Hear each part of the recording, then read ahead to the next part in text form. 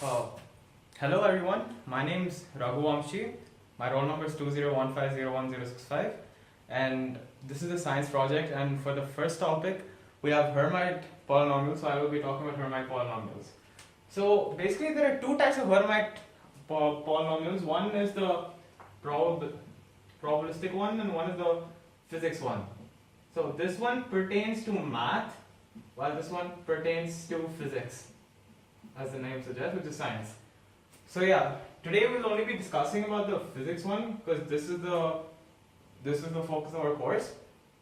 So yeah, a Hermite polynomial is defined as hn of x is equal to minus 1 whole power n e power x square. So and then the nth derivative of e power minus x square. So this might not seem like a polynomial, but when we substitute values of n, like such as 0, 1, 2, we can see that it becomes a polynomial. For example, h0 of x is trivially 1. h1 of x, if we use the formula, we get minus 1 into e power x square into first differential of e power minus x square, which is e power minus x square, into 2x. These terms get cancelled and you get 2x. So similarly, you get that h2 of x is 4x square minus 2, and h3 of x is 8x cube minus 12x, and h4 of x is 16x power 4 minus 48x square plus 12. So from this we can make an interesting observation. If you see the leading coefficient, which is the coefficient of the highest degree of x, you can see that they are always powers of 2. So the leading coefficient, I'll call it LC, of the nth Hermite polynomial will hence be 2 power n. And we can also see that h0 of x, h2 of x, h4 of x, which are all the even Hermite polynomials, are only contain even degree x terms. So basically, even n hn will be even. It will be an even function, and for odd n, you can see that there are only odd degrees of x. So for odd n, hn will be an odd function. So yeah.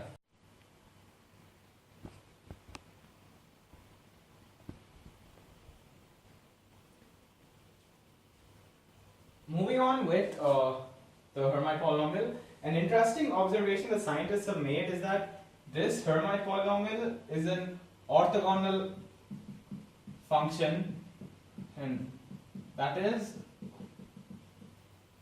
when this Hermite polynomial is multiplied with another Hermite polynomial and integrated over minus infinity to infinity and weighed with an e power minus x square function, you get that would be equal to a Dirac delta function. So writing it down in equation, orthogonal function, basically integral minus infinity to infinity e power minus x square into hm of x into hn of x is equal to a Dirac delta function of mn into 2 power m into m factorial into root pi. This means that if this function is defined as if m equal to n, then this is 1, but if m not equal to n, this is 0. So if m and n are not 0, this integral directly goes to 0. So yeah, if we want to prove this, we can do it pretty easily. You just, without any loss of generality, you assume that m is less than n, and you proceed to integrate by parts. And once you integrate by parts, like if you substitute a hn of x from the definition, you can see that e power minus x square and e power x square cancels, and the only term that's left is this. So the only term that's left is integral minus infinity to infinity minus 1 whole power n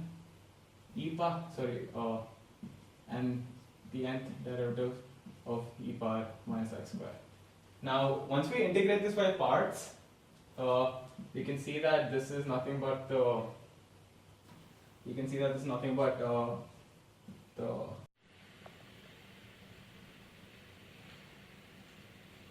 So, resuming with the integration by parts, you get that the next step is nothing but that after you do it by parts, you get that the first one would be d n minus 1 by dx n minus 1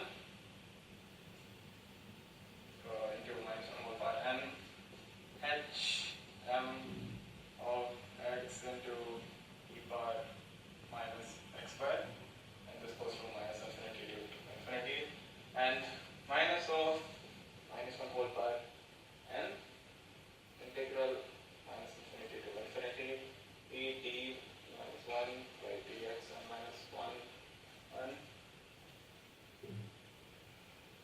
into e power minus x squared into d squared by 2d by dx of hm of x. So yeah,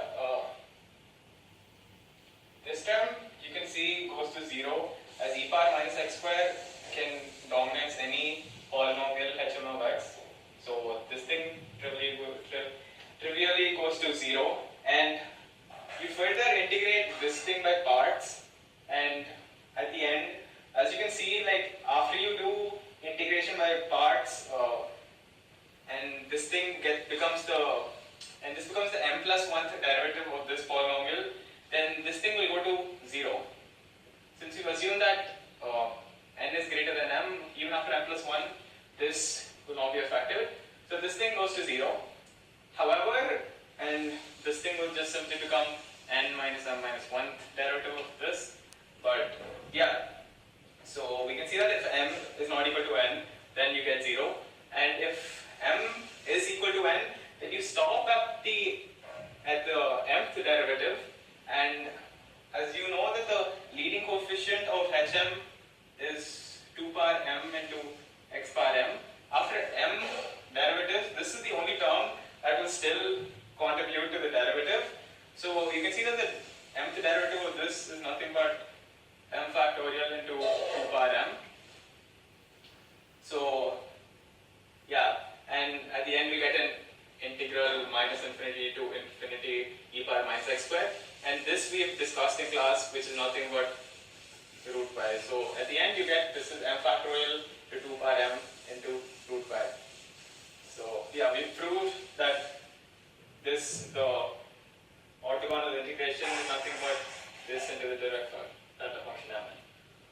So yeah, so if you're wondering about the applications of this in physics, this is used to provide solutions for the eigenstates of the Schrodinger equation for a quantum harmonic oscillator.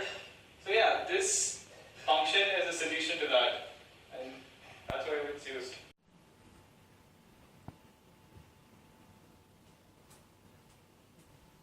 So moving on to the next topic, we come to something called the Laguerre polynomial. So basically, Laguerre polynomial are the solutions to the second order differential equation, which is linear, and this is the equation k plus 1 minus x into y dash plus ny is equal to 0. Here y is called the associated Laguerre polynomial, and k and n are constants. So we observe that the solutions to this are nothing but this e power x by n factorial into the nth derivative of e power minus x into x power n. So yeah, if we substitute values of n, you get that L0 of x is 1 trivially, and L1 of x is 1 minus x, and L2 of x is half into x squared minus 4x plus 2. So the Laguerre polynomial, like the Hermite polynomial is also an orthogonal function, but this time it should be weighed with e power minus x. That is integral minus infinity to infinity e power minus x. ln of x to ln of x is some direct delta constant into a direct delta function. We've discussed that if m equal to n, this is 1, and if m not equal to n, this is 0. So where this comes in physics is that this Legare polynomial is the solution and provides the eigenstates for the Schrödinger equation for the famous hydrogen atom. So that's all for Legare polynomial. Thank you.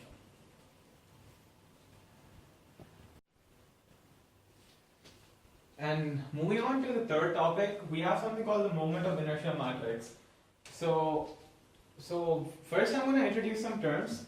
That's called IXX is the moment of inertia of the body about its x-axis, which is nothing but sigma y square plus integral of y square plus z square to dm for all masses. And this is mkx square. And we'll define something called the product of inertias. Ixy is integral xy into dm, where x and y are the distances from the x-axis of the particle respectively of mass dm.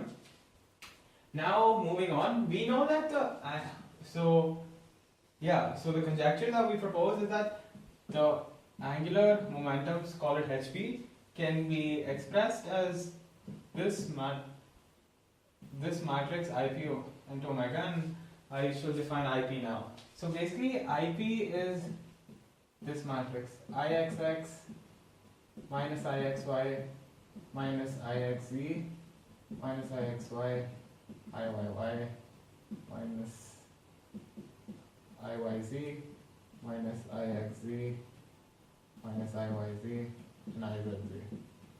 So yeah.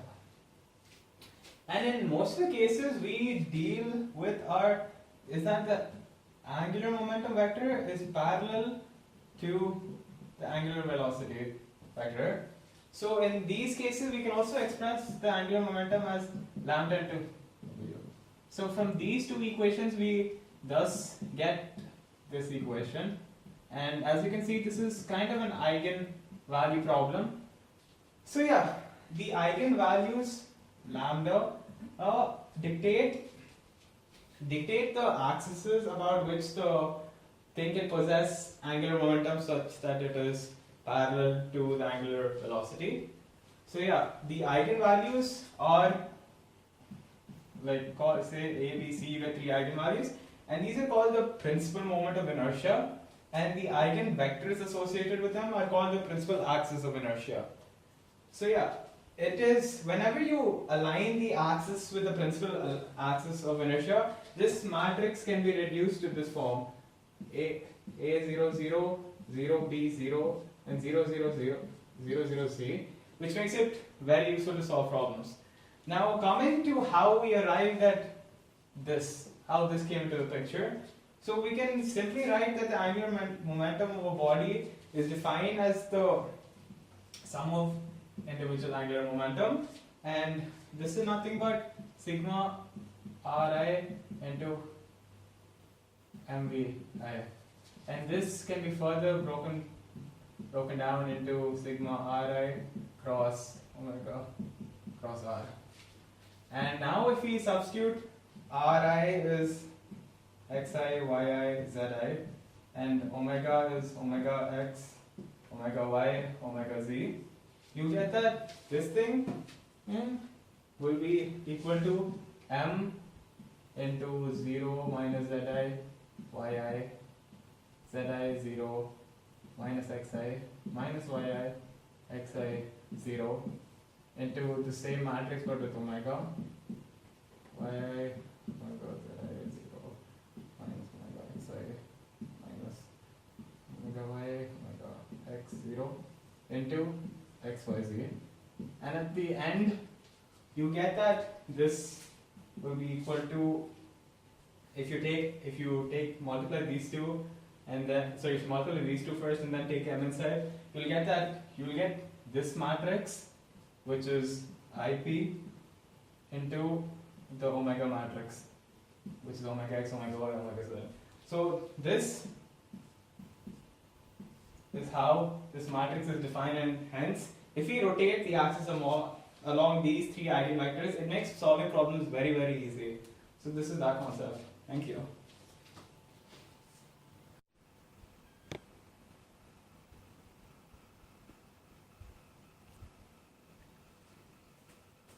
So coming to the last topic, we are going to talk about rocket dynamics. So throughout the course, we've used two types of mechanics, that is namely the Lagrangian and the Hamiltonian, to study the different systems and the equations of motions.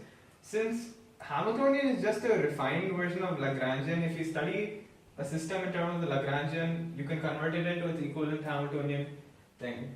So when it comes to a rocket, the difference is that when a rocket is, like suppose a rocket is here and it has a mass m at a given instance t, then and it has suppose a velocity v bar, at the next instant it loses some mass and it becomes, its new mass will be some m minus delta m, its velocity will increase, which is the reason why it goes so fast, and some exhausted mass is left out, and this is delta m, and this is ejected with a velocity u bar. So this is the difference between a rocket system and a regular system that we studied till now, is that the mass, are different. So it turns out the Lagrangian for this is very complicated. So I'll just be giving a brief about this. So turns out the Lagrangian equation we know is that d by dt of dou L by dou Q dot is equal to dou L by dou Q. So this is the equation we've been doing till now, and L is simply the difference between the kinetic energy and the potential energy. However, in this case, in the rocket dynamics case, this equation is modified into something called the Lagrange-Euler equation. And here the new equation becomes d by dt of dou L by dou Q dot minus dou L by dou Q is equal to some F or F of Q or whatever, and these are called the generalized forces, which are caused due to this expelled out mass. So if we can actually try working this out in a Newtonian frame so that we can kind of get a grasp of the Lagrangian. So what I'm going to do is I'm going to consider an impulse f of t into delta t, and in this impulse the momentum has changed. So the final momentum will simply just be m minus delta m into delta v plus v bar plus delta m into u bar minus the initial momentum is mv bar, and from this you simply get that this is m delta v bar plus u bar minus v bar delta m. Here we can see that this, and if we send this delta t and if we divide this by delta t, you get that the force can be written as something like not m dv by dt, which is what we're normally used to, but an additional term which is delta v into dm by dt.